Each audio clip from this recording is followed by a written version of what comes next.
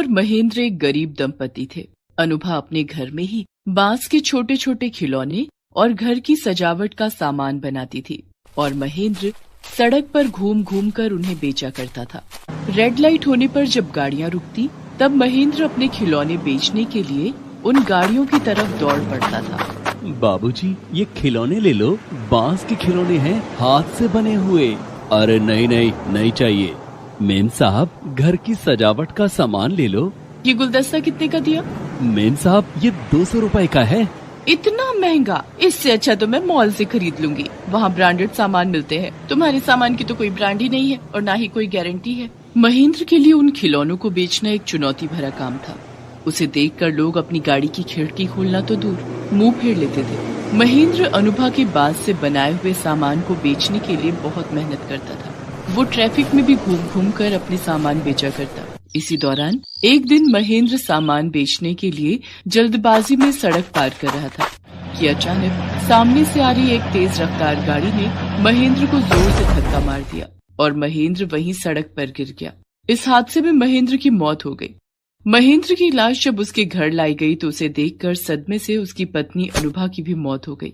महेंद्र और अनुभा की मौत के बाद उनकी 2 छोटी छोटी बेटियां 12 साल की पिंकी और 6 साल की चिंकी अनाथ हो गईं। चिंकी बहुत जोर जोर से रो रही थी। मत रो चिंकी, मैं हूँ ना तेरी बड़ी बहन। दीदी अब हम क्या करेंगे? कहाँ जाएंगे और क्या खाएंगे? हमारे पास तो पैसे भी नहीं है। तू चिंता मत कर चिंकी, माँ के बनाए हुए कुछ बांस के खिलौने और सजावट के सामान रखे हैं जो बाबा ने बेचे नहीं थे। उन्हें बेचने से पहले ही माँ और बाबा हमें अकेला छोड़कर चले गए। हम उन सभी सामान को बेचेंगे और उससे जो पैसे मिलेंगे उससे हम अपना खर्चा चलाएंगे। ठीक है दीदी। दूसरे दिन पिंकी और चिंकी सड़क के किनारे बैठकर अपनी माँ अनुभा के बनाए हुए बांस के खिलौने और सामान बेचने लगती हैं।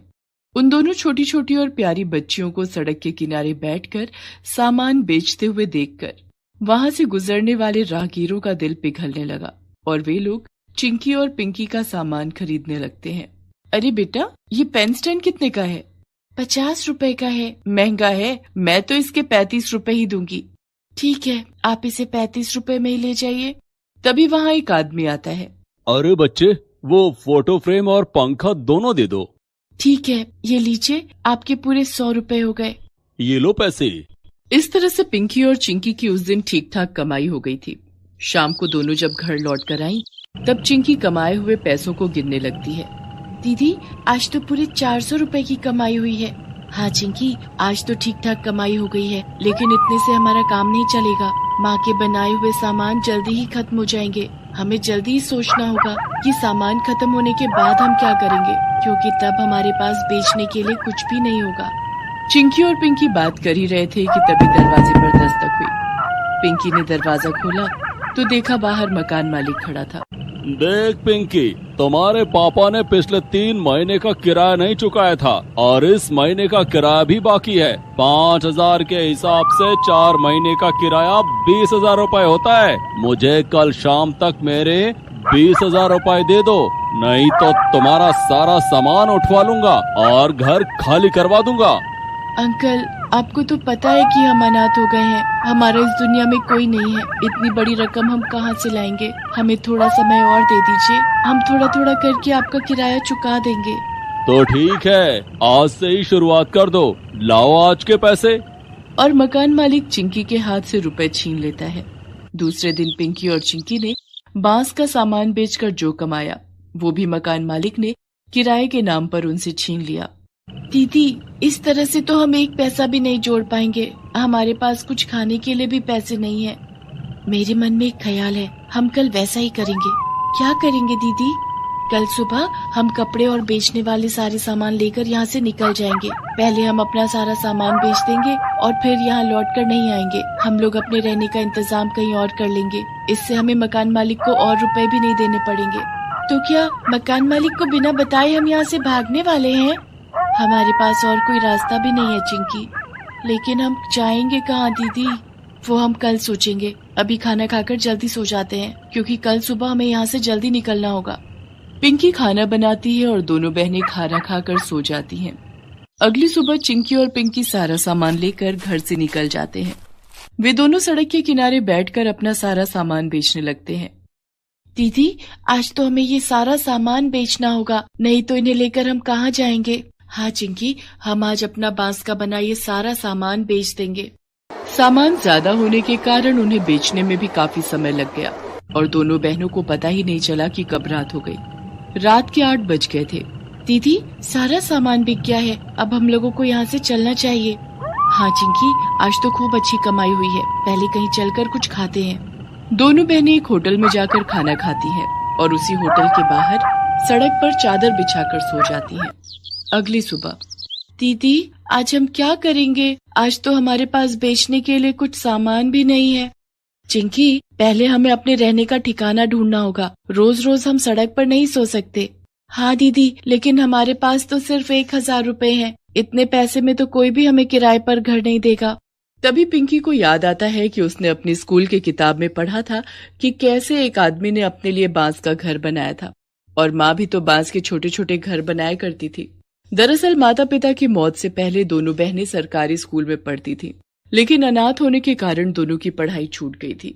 चिंकी, हम अपने लिए खुद का घर बनाएंगे, वो भी अपने हाथों से। वो कैसे दीदी?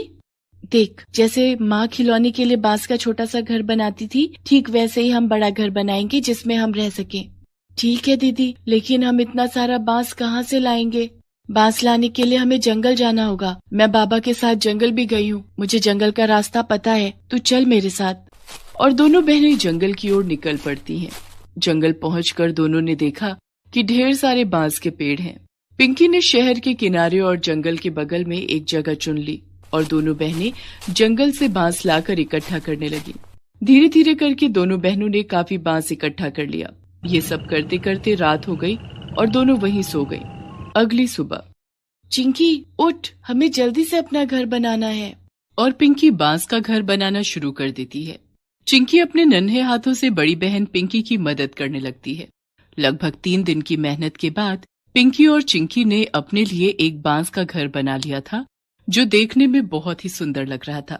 दीदी, हमारा ये बांस का घर कितना सुंदर है ना? हाँ चिंकी, ये घर हमारे पुराने घर से भी ज्यादा सुंदर है और इस घर में रहने के लिए हमसे कोई किराया भी नहीं मांगेगा। दीदी, हम इस घर को बांस की बनी फूलों और पत्तियों से सजाएंगे। हाँ चिंकी, चलो हम बांस से फूल और पत्तियां बनाते हैं। और दोनों बहनें बांस से फूल और पत्तियां बनाने लग जाती हैं। पिंकी ने बहुत सुंदर फूल बनाए, जिसे देखकर चिंकी खुशी से चहक उठी।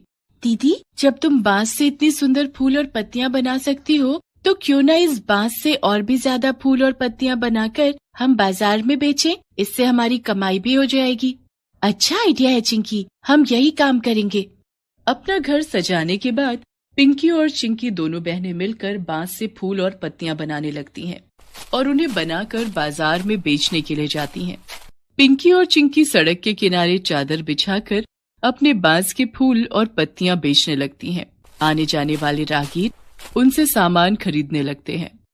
वो फूल कितने सुंदर लग रहे हैं, गाड़ी में सजाने के लिए ले लेते हैं, हमारी गाड़ी और सुंदर लगेगी ना?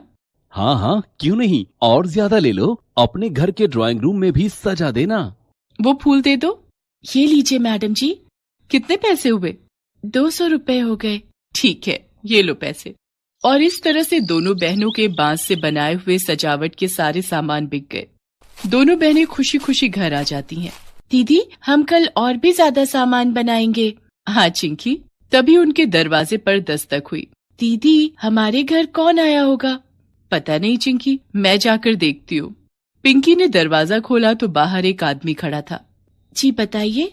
मेरा नाम विक्रम है, मैं पास ही में पर्यटकों के लिए एक नया रिजॉर्ट खोल रहा हूँ। मुझे आपका ये बांस का घर बहुत पसंद आया। मैं अपने रिजॉर्ट में बांस के छोटे छोटे कमरे बनाना चाहता हूँ। क्या आप मेरे रिजॉर्ट में बांस के कमरे बनाएंगी? इस काम में मदद करने के लिए मैं आपको हेल्पर भी दूंगा। आपको रिजॉर्ट की सजावट के लिए बांस की फूल पत्तियां भी बनानी होंगी। इस काम के लिए मैं आपको अच्छे पैसे भी दूंगा। ये सुनकर तो पिंकी और चिंकी की खुशियों का ठिकाना न रहा। पिंकी तुरंत इस काम के लिए राजी हो गई और अगले ही दिन से दोनों बहनों ने बांस के कमरे और सजावट का सामान बनाने का काम शुरू कर दिया। और इस तरह से दोनों बहनें काफी मशहूर भी हो गई। उन्हें लगातार काम भी मिलने लगे। अब दोनों बहनों की गरीबी के दिन भी दूर हो गए। मालती ने एक हादसे में अपने पति को कई साल पहले